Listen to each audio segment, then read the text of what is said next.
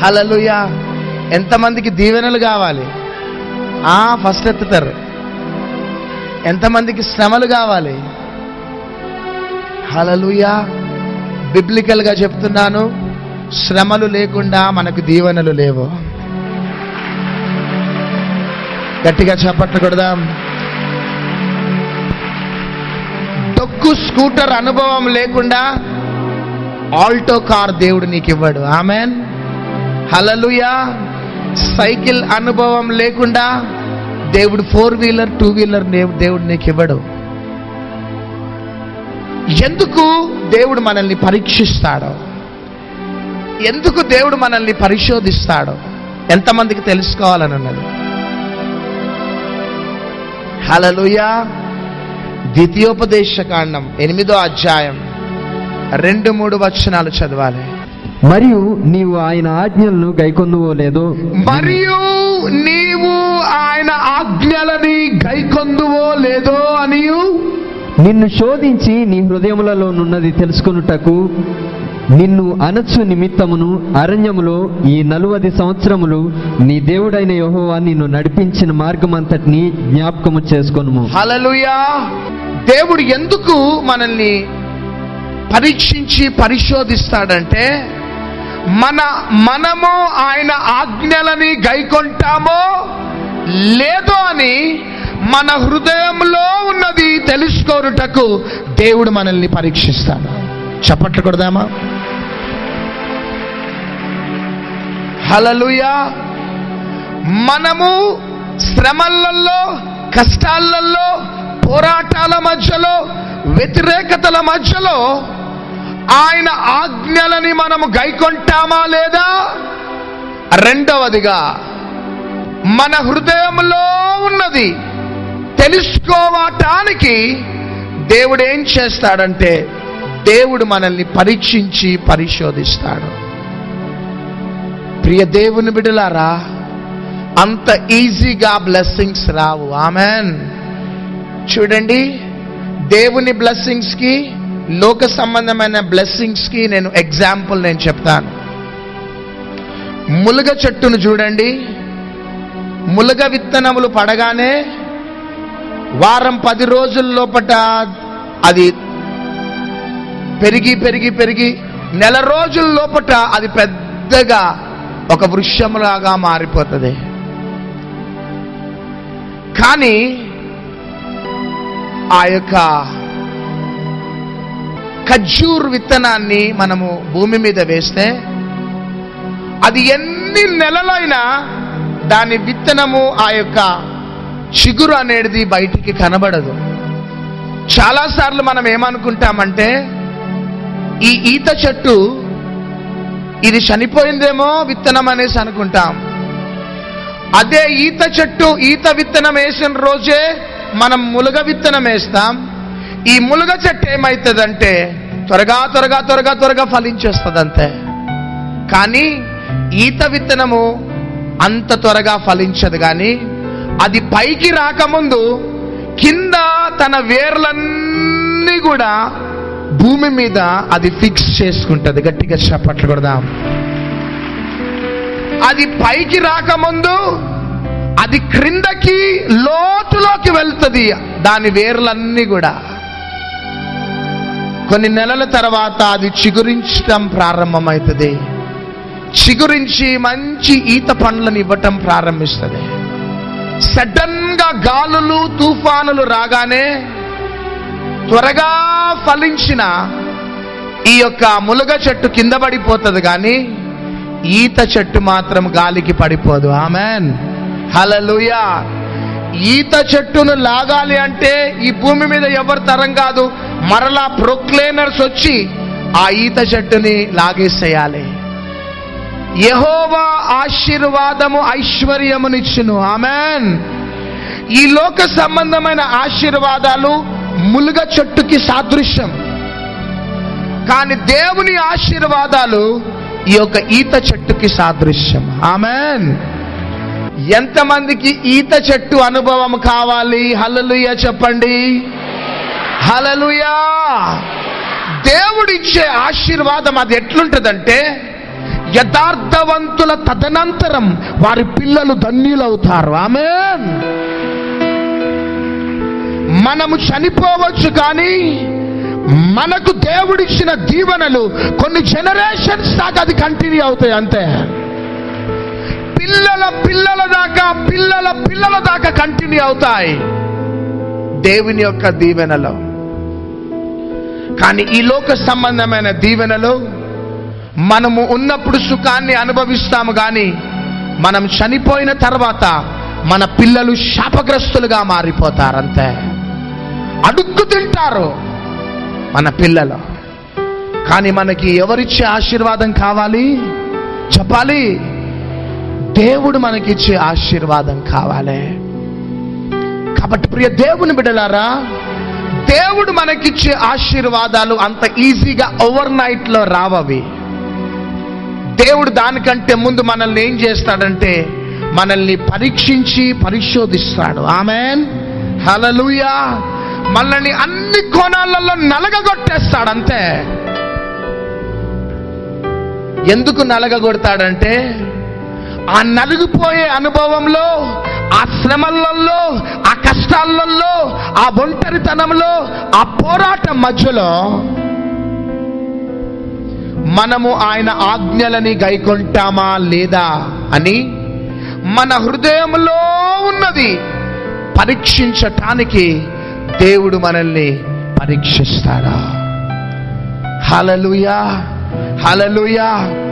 దేవుడు అబ్రహామును అన్ని కోణాలలో నలగగొట్టిన అబ్రహాముకు ఇస్సాకునిచ్చినప్పుడు ఎంత సంతోషంగా స్వీకరించినాడో, మోరియా పర్వతం మీద బలి అర్పించు అబ్రహామా అన్నప్పుడు అదే సంతోషాన్ని అబ్రహాము కనపరుచుకున్నాడు. గట్టిగా చప్పట్లు కొడదాం. దేవుని దగ్గర నుంచి తీసుకున్నప్పుడు ఏ సంతోషాన్ని అనుభవించినాడో మరలా దేవునికి ఇచ్చేసే టైంలో కూడా అదే సంతోషాన్ని కనపరుచుకున్నాడు. అబ్రహాముకు తెలుసు, అబ్రహాము పూజిస్తున్న దేవుడు ఆయన నమ్మక ద్రోహము చేయడు, కానీ ఆయన నమ్మదగిన దేవుడని అబ్రహాముకు తెలుసా. Hallelujah. One day your software will become very very hardware for you. ఈ రోజు నువ్వు 60,000 70,000 ఎర్న్ చేస్తున్నావేమో. God is good all the time. All the time God is good. Hallelujah. ఎందుకు? 70,000 సంపాదిస్తున్నావు కాబట్టి. ఎందుకు God is good all the time? God is good. Fill in the blanks. God is good all the time. ఎందుకు God is good all the time అంటే ప్రతి నెల ఎంత సంపాదిస్తున్నావు చెప్పాలి? 70,000-80,000 సంపాదిస్తున్నావు, car ఉన్నది, బంగ్లా ఉన్నది, అన్ని ఉన్నది కాబట్టి God is good all the time. కానీ దేవుడు ఏం చేస్తాడంటే ఆ సాఫ్ట్వేర్ కాస్త నీ జీవితంలో హార్డ్వేర్ గా మారిపోతుంది. ఆమేన్. ఉన్న ఉద్యోగం కాస్త ఊడిపోతుంది. పక్కన వారితో చెప్పండి, ఉన్న ఉద్యోగం ఊడిపోతుంది అని చెప్పండి. 70,000 ఉన్నది కదా అని ఐసిఐసిఐలోనో హెచ్డిఎఫ్సిలోనో ఒక మంచి వెహికల్ లోన్ తీసుకున్నావు. ఉద్యోగం ఊడిపోగానే హెచ్డిఎఫ్సి బ్యాంక్ మేనేజర్ ఏం చేసిండో చెప్పాలి? కారు కాస్త తీసుకొని వెళ్ళిండు. యేసు రక్తమే. ఐసిఐసిఐ లోన్ తీసుకున్నావు కాబట్టి వాళ్ళు వచ్చి నీ ఇంటినంతా ఏం చేసేసినారు? కబ్జా చేసేసినారు. అన్ని ఉన్నప్పుడు గాడ్ ఈజ్ గుడ్. హెచ్డిఎఫ్సి వాళ్ళు వచ్చి నీ వ్యాగనార్ కి కార్ తీసుకొని వెళ్తుంటే గాడ్ ఈజ్ గుడ్. ఆహా అంటవా? ఐసిఐసిఐ బ్యాంక్ వాళ్ళు వచ్చి నీ ఇల్లుని కబ్జా చేసినప్పుడు గాడ్ ఈజ్ గుడ్. అంత ఈజీగా అనలేము. ఆమేన్, అనలేము. కానీ అబ్రహాము జీవితంలో ఆ సంఘటన జరిగిన God is good all the time అన్నాడు. గట్టిగా చప్పట్లు కొడదాం. హల్లెలూయా. హల్లెలూయా. దేవుడు అబ్రహాము ఆజ్ఞలని గైకొంటాడా లేదా అని పరీక్షించినాడు. తన హృదయంలో ఉన్నది తెలుసుకోవటానికి అబ్రహామును దేవుడు పరీక్షించినాడు. ప్రియ దేవుని బిడ్డలారా, ఈ రాత్రి ఒక తీర్మానంలో నువ్వు తీసుకోవాలి. అదేంటిదంటే, ప్రభువా, అనుకూలమైన సమయంలో, ప్రతికూలమైన సమయంలో నిన్ను నేను ఎక్కువగా ప్రేమిస్తాను ప్రభువా. గట్టిగా చప్పట్లు కొడదాం. అబ్రహాము నిన్ను ఏ విధంగా ప్రేమించినాడో నేను అదే విధంగా నిన్ను నేను ప్రేమిస్తాను అని ఈరోజు నీవు ఒక కమిట్మెంట్ తీసుకోవాలి. సహోదరుడా, సహోదరి, ఈరోజు నువ్వు ఆ గొప్ప మహిమ కలిగిన అనుభవంలోకి వెళ్ళాలి. మా జీవితంలో ఈ 10 సంవత్సరాలు ఎన్నో పరీక్షలు, దేవుడి నుంచి, పరిచర్య నుంచి మమ్మల్ని దూరం చేయటానికి ఎన్నో పరీక్షలు మా జీవితంలో అనుమతించబడ్డాయి. కానీ ప్రతి పరీక్షలలో ప్రభువా, నీ దీవెనలు కాదు కానీ నీ దీవెనల కంటే ముఖ్యంగా నీవే మాకు కావాలి ప్రభువా. హల్లెలూయా. నీ దీవెనలు మాకు సెకండరీ, దీవించే నువ్వు మాకు కావాలి. ఎంతమంది అంటారు ఈ రాత్రి, దీవెనలు కాదు ప్రభువా, దీవెనల కంటే ఎక్కువగా దీవెనలు ఇచ్చే నీవు మాకు ముఖ్యము. హల్లెలూయా, హల్లెలూయా, హల్లెలూయా అని ఎంతమంది రాత్రి ఆ కమిట్మెంట్ తీసుకుంటారు? ప్రియ దేవుని బిడ్డలారా, దీవెనలు ఇచ్చేవాడు మనతోని ఉంటే మనం అన్ని విధాలుగా దీవించబడ్డట్టే. గట్టిగా చప్పట్లు కొడదాం.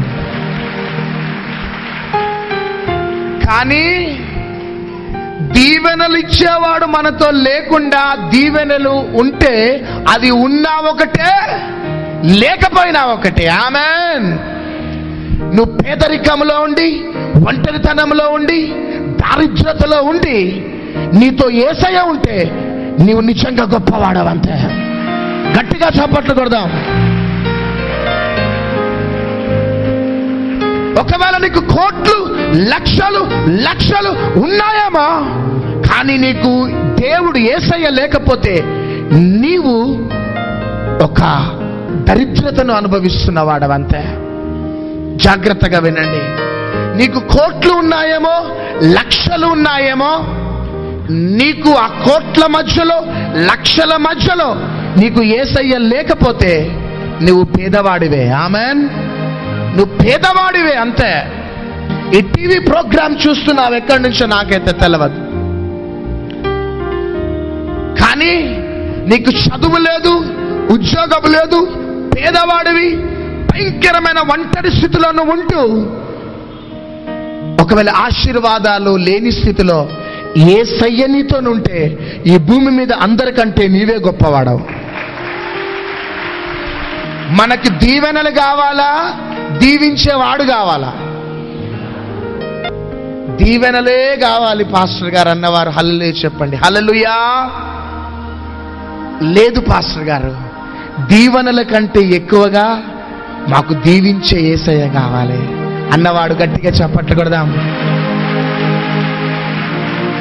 ఈ 10 సంవత్సరాల అనుభవం అదే మా లైఫ్లో. దీవెనల కోసం ఎప్పుడు పరిగెత్తలే. కృపాక్షేమములు మీ వెంట వస్తాయి. హల్లెలూయా. ఏమొస్తాయి? మనతో ఆ దీవించే దేవుడు మనతోనుంటే కృపాక్షేమములు మన వెంట పరిగెత్తుకుంటూ వస్తాయి. ఆమేన్. వచ్చి అని తలుపు కొడతాయి. ఒకవేళ సడన్ గా నీవు ప్యారడైజ్లో నీవు ఇల్లు ఉన్నది అనుకోండి, ప్యారడైజ్లో నీవు కొన్ని సంవత్సరాలు ఉన్నావు, దాని తర్వాత కుక్కట్పల్లికి షిఫ్ట్ అయిపోయినావి అనుకోండి. సడన్ గా ప్యారడైజ్కి ఒక లెటర్ వస్తుంది. ఆ పోస్ట్ మ్యాన్ లెటర్ తీసుకొని వచ్చి నీకు ఇవ్వాలి అనే టైంలో మీ పక్కన వారు ఏమంటారంటే, వీరు కుక్కట్పల్లికి ట్రాన్స్ఫర్ అయిపోయి వెళ్ళిపోయినారు బాబు అనేసి అనగానే ఆ పోస్ట్ మ్యాన్ వీళ్ళు ప్యారడైజ్లో ఉంటేనే ఇస్తానంటాడా? చెప్పాలా? వీళ్ళు ప్యారడైజ్ ఈ గృహంలో ఉంటేనే ఈ లెటర్ ఇస్తా, లేకపోతే నేను ఇవ్వనంటాడా? కానీ ఆ లెటర్ పట్టుకొని కుక్కట్పల్లి వచ్చి నీ ఎల్లి ఎక్కడున్నదో వెతికి వెతికి వెతికి ఆ లెటర్ని నీకు హ్యాండ్ ఓవర్ చేసి వెళ్తాడు. మనము యేసయ్యని కలిగి ఉంటే కృపాక్షేమములు వెతుక్కుంటూ వెతుక్కుంటూ మన గడప దగ్గరకు వచ్చి పడతాయి. హల్లెలూయా. మంచి భక్తుడు ఏమన్నాడంటే, a sick bed teaches more than a sermon behind the pulpit. అందరు జాగ్రత్తగా వినాలి. A sick bed teaches more than a sermon behind the pulpit. ఒక వ్యక్తి అనారోగ్యంతో అస్వస్థతతో హాస్పిటల్లో అడ్మిట్ అయిన తర్వాత ఆ వ్యక్తి అనేక క్రొత్త విషయాలు నేర్చుకుంటాడట. స్టేజ్ మీద నిలబడి దైవ సేవకుడు ఇచ్చిన ప్రసంగాలు ఎన్నో విని ఉండొచ్చు, కానీ ఆ ప్రసంగాల కన్నా ఆ వ్యక్తి అనారోగ్యంతో బెడ్ రిడన్ అయిపోయి ఉన్నప్పుడు ఎన్నో క్రొత్త విషయాలు నేర్చుకుంటాడట. ప్రియ దేవుని బిడ్డలారా, చాలా మంది అందుకనే బ్రదర్ సిగరెట్లు మానేయండి అంటే మానేయరు. ఆమెన్. తాగుడు మానేయండి బ్రదర్ అంటే మానేయరు. వినరు. సిగరెట్లు తాగేటోళ్ళు, తంబాకులు, గుట్కాలు, పాన్ పరాగులు తినేవాళ్ళు. మనం ఎంత చెప్పినా వినరండి వాళ్ళు. వాళ్ళని తెచ్చి మీటింగ్లో కూర్చోబెట్టినా వినరాళ్ళు. వాళ్ళు ఎప్పుడు వింటారంటే ఆ వ్యక్తి ఐసీయూలో జాయిన్ అయిన తర్వాత వింటాడు. ఎక్కడ? ఎమర్జెన్సీ వార్డులోకి వెళ్ళిన తర్వాత చుక్కలు కనబడతా ఉంటాయి. అప్పుడు ఆమేన్. ఏం కనబడుతుంటాయి?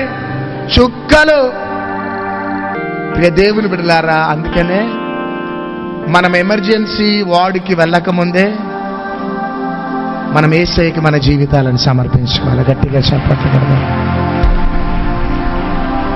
అందుకనే నేను ఒకటి చెప్పిన కదా, a sick bed teaches more than a sermon behind the pulpit. ICU వార్డులోకి వెళ్ళకముందు, ఎమర్జెన్సీ వార్డులోకి వెళ్ళకముందు, మనం పల్స్ ఆగిపోకముందే మనము యేసయ్యను స్తుతించాలన్నది దేవుని చిత్తం. కాబట్టి నువ్వు మహబూబ్ కాలేజ్కి నడిపించబడ్డావు. హల్లెలూయా, హల్లెలూయా. ఈ రాత్రి నా ప్రియ సహోదరి సహోదరుడా, ఈరోజు నువ్వు ఏ పోరాటం మధ్యలో ఉన్నావో జస్ట్ మర్చిపోండి. అంతే. వ్యతిరేకతల పోరాటాల మధ్యలో నువ్వు ఒకటి తెలుసుకోవాలి, నువ్వు నిజంగా యేసయ్యని ప్రేమిస్తున్నావా లేదా? ఆమెన్. హల్లెలూయా. గుంటెళ్లలో నుంచి శ్రమలలో ప్రేమిస్తున్నావా లేదా నిన్ను తెలుసుకోవటానికి, నీ గుండెలలో ఉన్నది తెలుసుకోవటానికి, దేవుని ఆజ్ఞల ప్రకారం నువ్వు నడుచుకుంటావా లేదా తెలుసుకోవటానికి దేవుడు మనల్ని పరీక్షించి పరిశోధించటం తప్పా చెప్పాలి. పక్కన వారితో సెకండ్ తీసుకొని చెప్పండి, తప్పా అనండి. హల్లెలూయా. ఆ శ్రమలలో కష్టాలలో ప్రభువా నా జీవితంలో నీకే నేను ప్రథమ స్థానం ఇస్తాను. అబ్రహాము ఏ విధంగా ఇస్సాకునిచ్చినప్పుడు దేవుణ్ణి సంతోషించినాడు, మరలా ఇస్సాకుని అబ్రహాము దేవునికి ఇచ్చేటప్పుడు కూడా అదే సంతోషాన్ని కనపరుచుకున్నాడు. హల్లెలూయా. ఈరోజు నా ప్రియ సహోదరి సహోదరుడా, భయంకరమైన పోరాటాల మధ్యలో ఉన్నావా? నెక్స్ట్ వీక్ ఇక్కడ ఒక యవనస్తుడు, ఇక్కడ నేను తంబాకులు, గుట్కాలు, పాన్ పరాగులు తింటూ ఉండేవాడను, నేను అన్ని విడిచిపెట్టి నేను క్రొత్త జీవితాన్ని ప్రారంభించిన సాక్ష్యం చెప్తున్నప్పుడు నేను అక్కడ కూర్చున్నా. అప్పుడు ఒక స్వరం వినబడుతున్నది నాకు. పరిశుద్ధాత్మ దేవుడు మాట్లాడుతున్నాడు. ఏమనంటే, నెక్స్ట్ సండే ఆయిల్ అనాయింటింగ్, 3వ ఆదివారం ఎంతమంది తాగుబోతులు వస్తారో వారిని నేను మార్చబోతున్నాను. గట్టిగా చప్పట్లు కొడదాం. ఎంతమంది సిగరెట్లు తాగేవారు, సినిమాలు చూసేవారు, సీరియళ్ళు చూసేవారు, తాగుడికి బానిస అయిపోయిన వారు ఎంతమంది వస్తారో వారందరిపై నేను ఒక స్పెషల్ అనాయింటింగ్ ని దించి, ఇక తాగుడు మీద మనసు లేకుండా నేను చెయ్యాలని ఆశపడుతున్నాను, పబ్లిక్ లో నువ్వు అనౌన్స్ చేయి బిడ్డ అన్నాడు. ఆమేన్. నెక్స్ట్ సండే అనేక తాగుబోతులను తీసుకొని రండి, బార్ అండ్ రెస్టారెంట్లో కూర్చుంటే పట్టుకొని ఆటో ఎక్కించండి. ఆమేన్. హల్లెలూయా. ఎక్కించండి అంతే, తెచ్చి ఇక్కడ పడేసేయండి, ఒక గొర్రెను పడేసినట్లు. ఆ వ్యక్తిని మార్చడము అది దేవునికే సాధ్యం అంతే. హల్లెలూయా, హల్లెలూయా. ఈ రాత్రి మాత్రము ఎందుకు మనకు శ్రమలు వస్తాయంటే, మనం యేసయ్యను ఎక్కువగా ప్రేమిస్తున్నామా లేదా పరీక్షించడానికి దేవుడు మనల్ని పరీక్షిస్తాడు. కాబట్టి ఎన్ని పోరాటాలు వచ్చినా ఈ రాత్రి ఒక కమిట్మెంట్ తీసుకుందాం, యేసయ్యా నాకు నువ్వు కావాలి యేసయ్యా. హల్లెలూయా. చేతులు పైకెత్తుదాం. yes, తలలు పైకెత్తుదాం, చేతులు పైకెత్తుదాం. ప్రభువా, నువ్వు ప్రేమ కలిగిన దేవుడు యేసయ్యా, నువ్వు నాకు కావాలి. దీవెనల కోసమే నువ్వు నాకు కాదు ప్రభువా, శ్రమల మధ్యలో, నిందల మధ్యలో, పోరాటాల మధ్యలో, ఒంటరితనంలో నువ్వు నాకు కావాలి యేసయ్యా. నీ దీవెనల కంటే ముందు నాకు నువ్వు ముఖ్యం యేసయ్యా అని అందరు నోర్లు తెరిచి ప్రార్థన చేసుకోండి.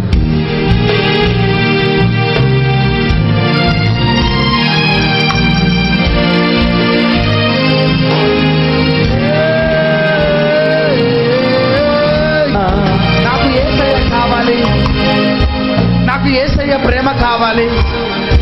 ఈరోజు యేసయ్య కంటే ఎక్కువగా నేను దేనిని ప్రేమించాను అన్నవారు పరిగెత్తుకుంటూ వచ్చి ముందట మోకరించండి.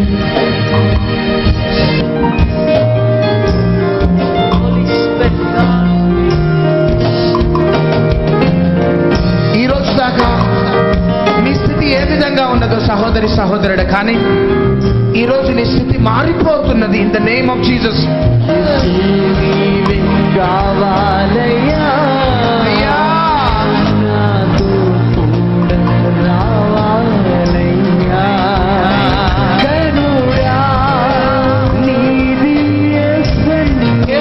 సన్నది ఒక్కొక్కరు పరిస్థితున్న సమయం భయంకరంగా యవ్వన బిడ్డలు ఏడవబోతున్నారు. ఈ రాత్రి గుంటలు పగిలిపోయేటట్టు ఏడవబోతున్నారు. Young girls, young boys.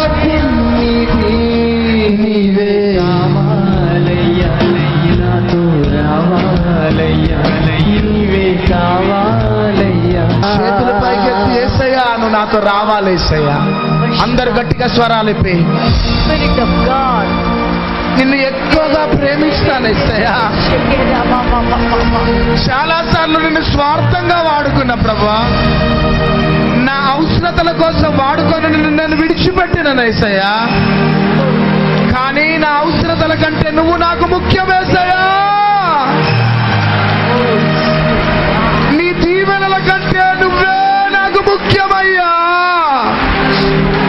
నా గర్భఫలము కంటే, నా ఆర్థిక దీవెనల కంటే, నా ఉద్యోగము కంటే, నా స్వస్థత కంటే నాకు నువ్వు కావాలి యేసయ్యా అని ప్రార్థన చేయండి. ఈ రోజు కానీ ఆ ప్రార్థన చేయండి, గర్భాలు తెరవబడతాయి. అన్ని మీకు కావలసినవన్నీ దేవుడిస్తాడు. నోర్లు తెరిచి అడగండి అంతే.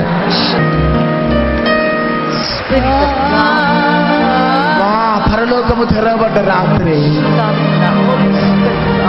పరలోకములో సైన్యము నిలబడ్డ రాత్రి. తండ్రి, కుమార, పరిశుద్ధాత్మ త్రియేక దేవుడు సంతోషించే రాత్రి. ఎందుకంటే అందరూ యేసయ్యకు దగ్గర అవుతున్న రాత్రి ఇది. యేసయ్య, ఈ రాత్రి నువ్వు మంచి దేవుడు, గొప్ప దేవుడు, అన్నిటికీ చాలిన దేవుడు యేసయ్య. నీ ప్రియ బిడ్డలు ఈ రాత్రి నీ సన్నిధిలో అన్నిటికంటే నువ్వు కావాలని, నీతో ఉండాలని ఆశపడుతుండగా తన హృదయవాంఛను తీర్చండి. ప్రతి బిడ్డని మీకోసం లేవనెత్తమని మేము ప్రార్థన చేస్తున్నాం. పరిశుద్ధాత్ముడా, ఈ దినము నుంచి వారిలో నీ గురించి, నీ కోసం జీవించే ఆ స్పెషల్ పవర్, స్పెషల్ అనాయింటింగ్ వారిని పరిపాలించినగా కానీ మేము ప్రార్థిస్తున్నాం ప్రభా. ఇప్పుడే ఈ రాత్రి నుంచే నూతన ఆత్మచేత నీ ప్రజలను నింపమని మేము ప్రార్థన చేస్తున్నాం. వారిలో కార్యసిద్ధి కలుగ చేసే నీ ఆత్మ వారి హృదయాల్లో ఏలునుగా కానీ ప్రార్థిస్తున్నాం ప్రభా. నీ హృదయంలో నాయన నీకోసం ఒక ప్రత్యేకమైన స్థానాన్ని ఇచ్చేవారిగా వారిని లేవనెత్తమని ప్రార్థన చేస్తున్నాం. ఈ దినము నుంచి ప్రభా వారు నీకోసం ఉంటూ అనేకులు నీ ప్రజలు ఈ విధంగా తయారు చేయాలి. వారు నీతిని నీ రాజ్యాన్ని వెతుకుతున్నారు కాబట్టి వారికి సమస్తము అనుగ్రహించండి, ఆశీర్వదించండి, మహిమ పొందండి. యేసుక్రీస్తు నామములో అడుగుచున్నాం తండ్రి, ఆమేన్.